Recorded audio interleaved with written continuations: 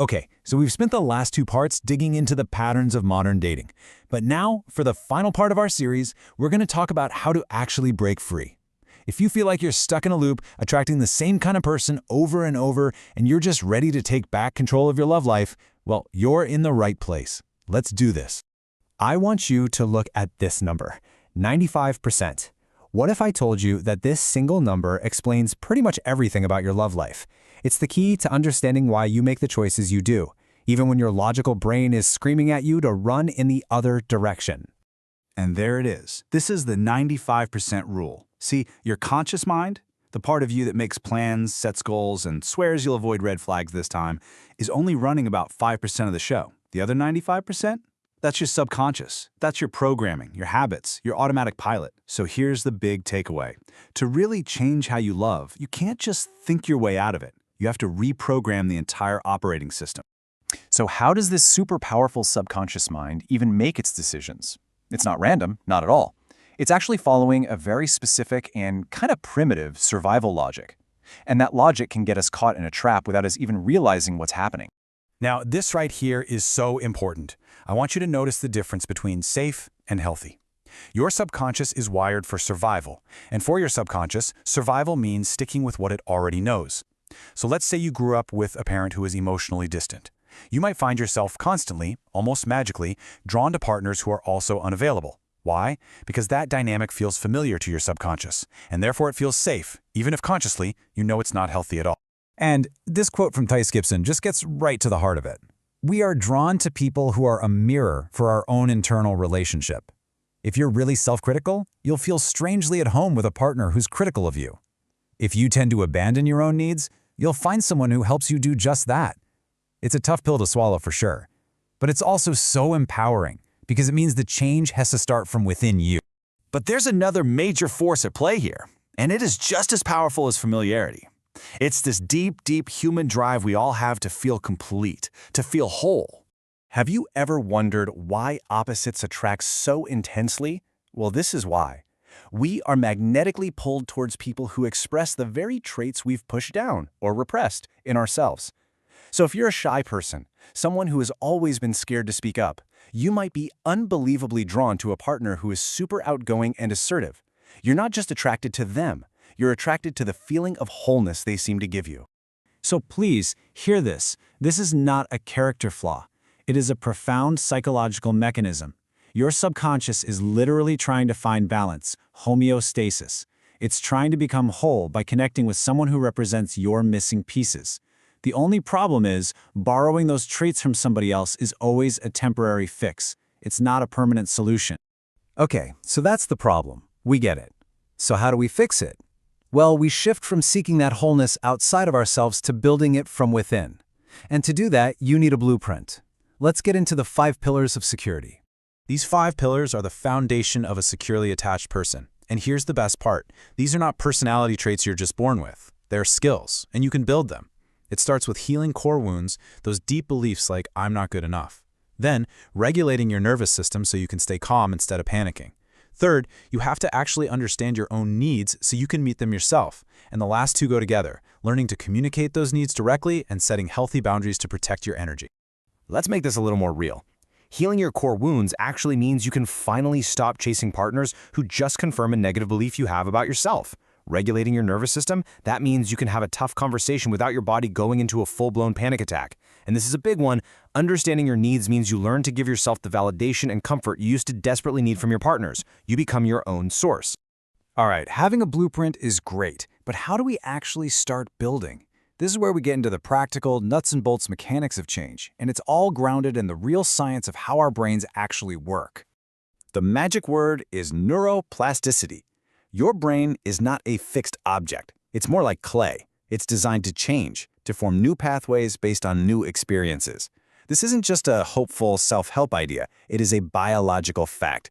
You literally have the power to rewire your brain for a totally different kind of love. And the formula for that rewiring process, it's surprisingly simple. It really just comes down to 2 things, repetition and emotion. You have to practice new behaviors over and over and over again. and you have to connect positive feelings to those new behaviors. That's how a new pattern goes from feeling awkward and weird to becoming your new normal, your second nature. So check this out. Research shows it takes at least 21 days of consistent practice to hardwire a new neural network. Just think about that for a second. In just 3 weeks of focused, intentional effort, like say, practicing setting one small boundary every single day, you can build a pathway in your brain that was not there before. The change is real and it's measurable. So the whole point of this work, the ultimate goal, is to change your subconscious comfort zone. You are literally teaching your brain that healthy communication feels safe, that respecting your own needs feels safe, that a calm, stable partner feels familiar and right, instead of feeling boring. To really see how this code plays out in the real world, let's look at a classic trigger for someone with what's called an anxious preoccupied attachment style. It almost always starts with something that seems really small. The scene is painfully familiar for a lot of us, right? You send a text, and then nothing. The hours just crawl by. Now, for some people, this is a minor annoyance, maybe. But for someone with an anxious attachment style, that silence isn't just silence. Oh no. It's a signal that activates a much deeper, much more primal program. That silence basically trips a wire that's connected directly to a core wound, which is the deep, terrifying fear of abandonment. Your nervous system literally can't tell the difference between a delayed text message and a genuine threat to your survival. So it floods your body with panic, and it activates this primal, desperate need to reconnect just to feel safe again. Okay, now let's look at the other side of this dynamic. For someone with a dismissive avoidance style, the danger isn't distance, it's the exact opposite. So for this style, the trigger isn't a partner pulling away, it's a partner getting closer. It could be a conversation about the future, what are we? It could be a moment of real vulnerability, or any sign that the relationship is leveling up in emotional intimacy. And that feeling of closeness activates their core wound, which is often a deep-seated belief that they'll be trapped or engulfed or lose their freedom. Intimacy starts to feel suffocating, like a direct threat to their sense of self. And so, to feel safe, their programming tells them to do one thing: withdraw and create distance. And right here, this is the classic anxious avoidant trap. You see it, right? The anxious person's attempt to get closer to feel safe triggers the avoidant's fear of being trapped. Then, the avoidance's need to withdraw to feel safe triggers the anxious person's fear of abandonment. It's this vicious cycle where each person's self-protective strategy feels like a direct attack on the other's deepest fear. Your subconscious mind does not understand your logical argument for why you shouldn't be anxious. It doesn't care. It responds to two things: imagery and feeling. To create real, lasting change, we have to get past that analytical part of our brain and give the subconscious new pictures and new emotions to work with. That's how we create new pathways. And this brings us right to the 21-day roadmap. It's a consistent practice that's designed to use neuroplasticity, which is just your brain's amazing built-in ability to rewire itself. And as you can see, over just 3 weeks, you can literally start to make a new, secure way of feeling and reacting feel more familiar and more automatic than the old, painful patterns. So here's the 4-step process. First, you've got to identify and name your core wound. You have to know what you're targeting. Second, you become a detective and you actively hunt for at least 10 memories, 10 pieces of evidence that prove the opposite of that wound is true. This starts building a new story.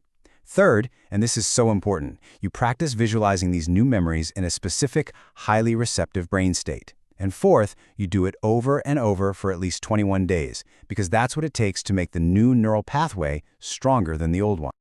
So that key I mentioned, it's the alpha brainwave state. Your brain naturally slips into this super suggestible state for about an hour right after you wake up and for an hour before you fall asleep. You can think of these as the golden hours for reprogramming your subconscious, because it's when the barrier between your conscious and subconscious mind is at its absolute thinnest. You know, the goal of healing isn't to become some kind of robot who never feels triggered again. I mean, let's be real. That's not going to happen. True healing is when a trigger might pop up, but it no longer has the power to completely hijack your entire system. You can notice the feeling, calm yourself down, and actually choose a different response. The recovery time shrinks from days of anxiety down to just a few minutes. And ultimately, the destination is what we call secure attachment.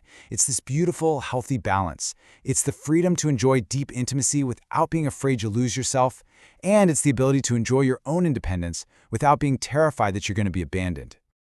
When you get right down to it, this whole process is about so much more than just improving your own dating life. By rewiring these deep, old patterns, you actually stop them from being passed down. You become the person in your family, in your lineage, who finally breaks the cycle and creates a new legacy of healthy, secure connection for yourself and for everyone who comes after you. So as we wrap this up, the question really isn't if you can heal these patterns, because you absolutely can. The real question is, what patterns are you going to choose to heal first? What cycle will you be the one to finally break?